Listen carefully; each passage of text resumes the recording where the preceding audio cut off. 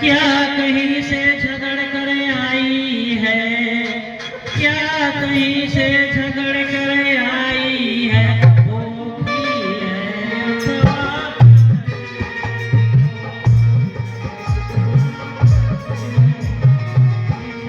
बता दो, मेरी सौगंध बता दो, दासी क्यों उदासी।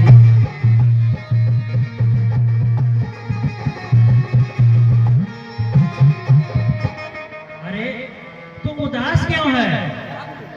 तेरे तो बड़े बड़े गाल हैं, वो हमेशा बढ़ चढ़ करके बोलने वाली है। मेरा मन कहता है कि लक्ष्मण ने तुझे कुछ सीख दी है, अर्थात सिखावन के लिए कुछ दंड दी है। राज्य में राजा प्रजा भरत राम लक्ष्मण शत्रुघ्न सब कुशल से तो है ना। कत सिख दे हमें को माए गाल करब के करबल पाई। हे भाई, हमें कोई क्या सीख देगा और मैं किसका गाल पाकर गाल करूंगी। रामचंद्र को छोड़कर आज और किसकी कुशल है, जिन्हें राजा वो राजपद दे रहे हैं। आज कौशल्या को विधाता बहुत दाहिने हुए हैं। यह देखकर उनके हृदय में गर्व समाता नहीं। तुम स्वयं जाकर स्वयं स्वभाव क्यों नहीं देख लेती, जिसे देखकर मेरी मन में क्षोभ हुआ है। तुम्हारा पुत्र परदेश में है, तुम्हें कुछ सोच नहीं। जानती हो कि स्वामी हमारे बस में है। तुम्हें तो तोषक पलंग पर पड़े पड़े लुट लेना ही बहुत प्यारा लगता है। राजा की कपट भरी चतुराई तुम नहीं देखती। सुन प्रवचन मन जाने झुकी रानी पुण्य खबों का घर फोरी।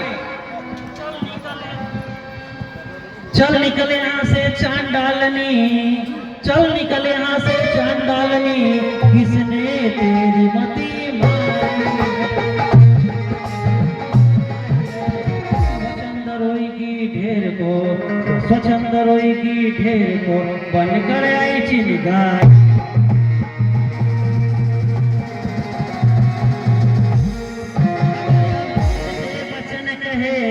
अगर अब ऐसे वचन कहे तो तेरी जीवन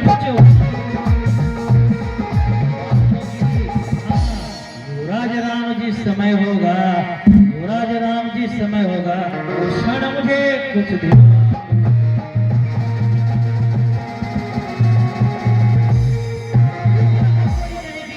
अगर तूने फिर कभी ऐसी बात बोली मैं तुम्हारे जीव निकलवा लूंगी।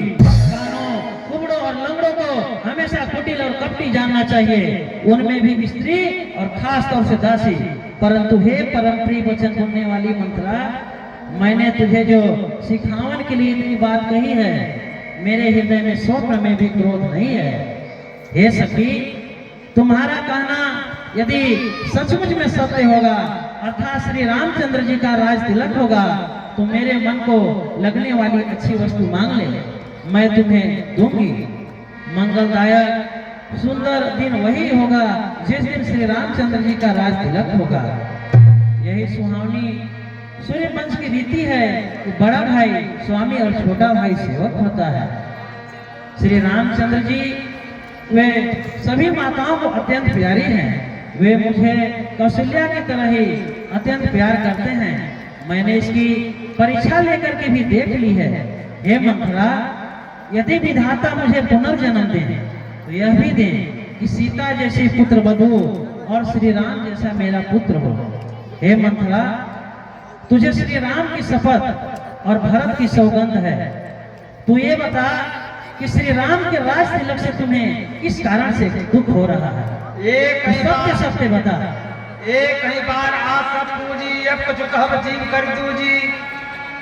सारी आशाएं तो एक ही बार कहने में पूरी हो गई, अब तो दूसरी जीव लगाकर कुछ कहूंगी। मेरा अभागा कपाल तो छोड़ने ही योग्य है, जो अच्छी बात कहने पर भी आपको दुख लगता है।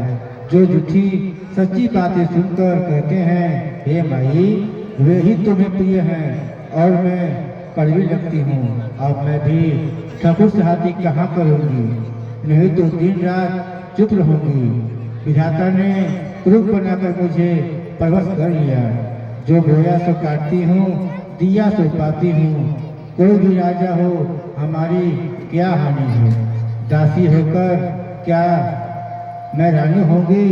हमारा स्वभाव तो जलाने ही योग्य है, क्योंकि तुम्हारा अहित मुझसे देखा नहीं जाता। इसलिए कुछ बात चलाई थी, किंतु हे देवी हमारी बड़ी भूल हुई, क्षमा करो।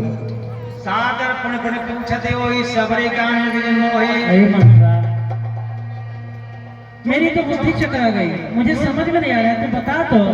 तुम पूछो मैं कट डराऊं, धरो मोर घर थोड़ी ना हूं। बता, मुझे समझ में नहीं आ रहा है मंत्रा।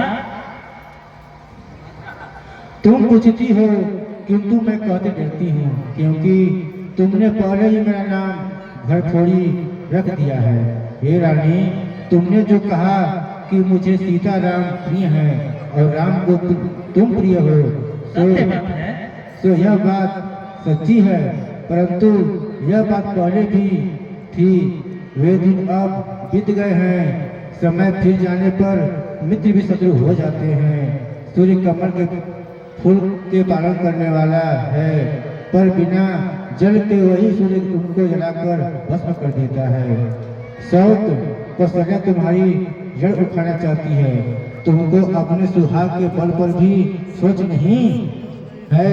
राजा को अपने बस में जानती हो, किंतु राजा मन के मैले और मुंह के मीठे हैं और आपका सीधा स्वभाव है। राम की माता बड़ी चतुर और गंभीर है। उसने मौका पाकर अपनी बात बना ली। राजा ने भरत को ननिहाल भेज दिया। उसमें आप बस राम की माता की सलाह समझिए।